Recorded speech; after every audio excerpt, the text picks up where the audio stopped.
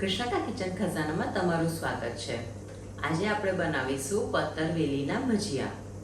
એકદમ easy recipe અને proper તમે ખીરાનું કેવી રીતે માપ લઈ શકો એ આપણે આજે રેસીપીની અંદર જ જોઈશું। તો તમે પૂરેપૂરો વિડીયો જોજો। જો તમને મારો વિડીયો પસંદ આવતા હોય તો લાઈક કરો, શેર કરો અને સબસ્ક્રાઈબ કરો। તો ચલો આપણે ફટાફટ એની રેસીપી જોઈ લઈશું। અળવીના પાન લઈ લીધેલા છે અને એને પ્રોપર મેં 2 થી 3 વખત વોશ કરી અને કોરા કકડાથી આપણે એને ક્લીન કરી લીધા છે। હવે આપણે એની પાછળનો જે કઠણ પોર્શન છે, નસ જે કહેવાય, એ આપણે રિમૂવ કરીશું।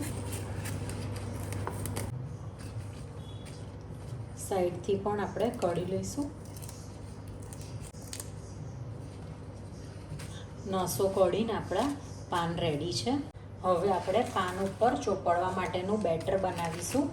એના માટે ઓલવેઝ હું આવી રીતના બહારનું જે પેકેટ આવે છે એ સુપર ફાઇન બેસન હોય છે, એનાથી ખૂબ જ સરસ ફરસાણનું રિઝલ્ટ આવે છે। એટલે ઓલવેઝ તમે પ્રિફર કરો કે આવી રીતના જે પેકિંગવાળું બેસન હોય એ જ આપણે લેવું। હવે આપણે બેટર બનાવી લઈશું। હવે મેઝરમેન્ટ માટે હું આવી રીતના એક મીડિયમ સાઇઝની સ્પૂન લઈ લઉં છું, ચમચો। એ આપણે, મારી પાસે 12 જેટલા પાના છે તો હું 12 ગણી અને ચમચા લઈ લઈશ। ઘણી વખત કેવું થાય કે ખીરું વધી જાય અથવા તો ખૂટી જાય। જો ખૂટે તો આપણે ફરી બનાવવું પડે અને સેમ ટેસ્ટ મળતો નથી। તો એ રીતના આપણે આવી રીતના પાના જેટલી ગણતરીમાં હોય એટલી જ ગણતરીમાં આવી રીતના સ્પૂન લઈ લેવાની, તો પરફેક્ટ મેઝરમેન્ટથી આપણે ખીરું બનાવી શકીશું। તો અત્યારે મારી પાસે 12 પાના છે। નાના હોય તો 2 પાના વચ્ચે એક આપણે સ્પૂન લઈશું। અત્યારે એવી રીતના મેં 12 પાન ગણેલા છે, તો આપણે ગણીને 12 ચમચા બેસન લઈ લઈશું। 1 ચમચો આપણે ચોખાનો લોટ લઈ લઈશું, જેનાથી ફરસા બનશે। હવે મસાલા કરી લઈશું। ટેસ્ટ પ્રમાણે મીઠું લઈ લઈશું।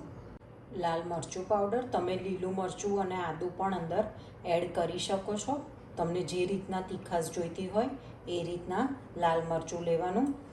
હળદર, અજમો, ખાંડ લઈ લઈશું। જનરલી આ ગળ્યા અને ખાટા હોય તો વધારે સારું લાગે છે, એટલે ગળપણ અને ખટાશ પ્રમાણ કરતાં થોડુંક વધારે લેવાનું।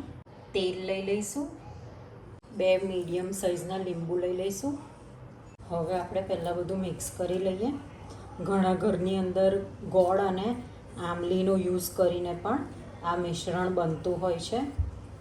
હવે આપણે પાણી એડ કરીને બેટર બનાવીશું। બેટર આપણું રેડી છે। આવી રીતના ડ્રોપિંગ કન્સિસ્ટન્સીવાળું જોઈએ, બહુ કડક પણ નહીં અને બહુ ઢીલું પણ નહીં। હવે આપણે એને ઢાંકીને 10 મિનિટ સુધીને રવા દઈશું। 10 મિનિટ થઈ ગઈ છે। હવે અંદર એડ કરીશું ઈનો। 1/4 ટીસ્પૂન જેટલો ઈનો લીધો છે।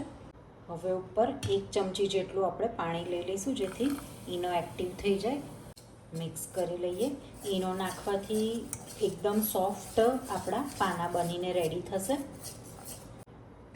હવે આપણે એક પાનું લઈ લઈશું, ઊંધું રાખીશું। આ લાઇટ બાજુ આપણે જે બેટર બનાવ્યું છે એ લગાવવાનું છે। હવે આપણે બહુ વધારે પડતું બેટર નહીં, નોર્મલ પ્રપોર્શનની અંદર આપણે આવી રીતના બેટર લગાવીશું। બીજું એક પાનું લઈ લઈએ। આવી રીતના એક વાટાની અંદર 3 થી 4 નાના પાન હોય તો તમે 4 લઈ લો। બહુ મોટા પાન આવે છે એ 3 પાનની અંદર તમે એક વાટો બનાવીને રેડી કરવાનો। હવે આપણે એને ફોલ્ડ કરીશું 2 બાજુથી, અને જે એન્ડ પાર્ટ છે એ તરફ આપણે પેલું વાળીને લઈ જઈશું।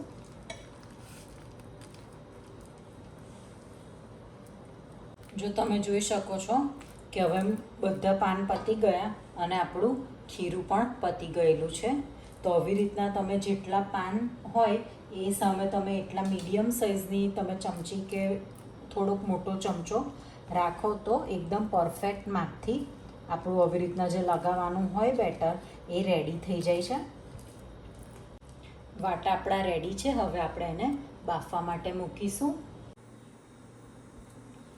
વાટાને આપણે થોડાક અંતરમાં મૂકીશું। હવે આપણે ઢાંકીને 20 થી 25 મિનિટ સુધીને એને બાફવા માટે રાખીશું મીડિયમ ગેસની ઉપર। 20 મિનિટ થઈ ગઈ છે, આપણે ચેક કરી લઈએ।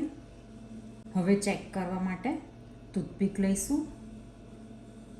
જો એકદમ ક્લીન ટૂથપીક આપણી બહાર આવે છે એટલે પાના આપણા રેડી છે. હવે આપણે એને બહાર લઈ લઈશું. હવે આપણે એને 15 મિનિટ સુધીને ઠંડા થવા દઈશું. વાટા ઠંડા થઈ ગયા છે. હવે આપણે એને કટ કરીશું. તમે આવી રીતના જો કોઈ ગેસ્ટ આવવાના હોય તો વાટાને બનાવીને ફ્રોઝન પણ તમે 15થી 20 દિવસ સુધીને ઇઝીલી કરી શકો છો. તમે પ્રોપર આવી રીતના ઠંડુ થવા દો તો ઇઝીલી આવી રીતના એકદમ પ્રોપર શેપની અંદર પતિકા આપણા રેડી થશે. જો ગરમ ગરમની અંદર જો તમે કટ કરી દેશો તો એનો શેપ બગડી જશે. તો આવી રીતના પ્રોપર એને ઠંડુ થવા દેવાનું, પછી જ એના પીસીસ કરવાના. હવે આપણે એને વઘારી લઈશું.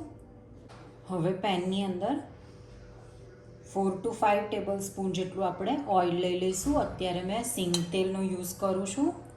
તેલ ગરમ થાય એટલે લઈશું રાઈ. રાઈ તતડે એટલે મીઠી લીમડીના પાન લઈશું. 4 to 5 ટેબલ સ્પૂન જેટલા તલ લીધા છે. હવે આપણે કટ કરેલા પાનાના ભજીયા અંદર લઈ લઈશું. મિક્સ કરી લઈએ. પાના સરસ મિક્સ થઈ ગયા છે. સર્વ કરી લઈએ. તો રેડી છે. સાતમની ઉપર અથવા તો રસ જોડે તમે એન્જોય કરી શકો એવા પાનાના ભજીયા.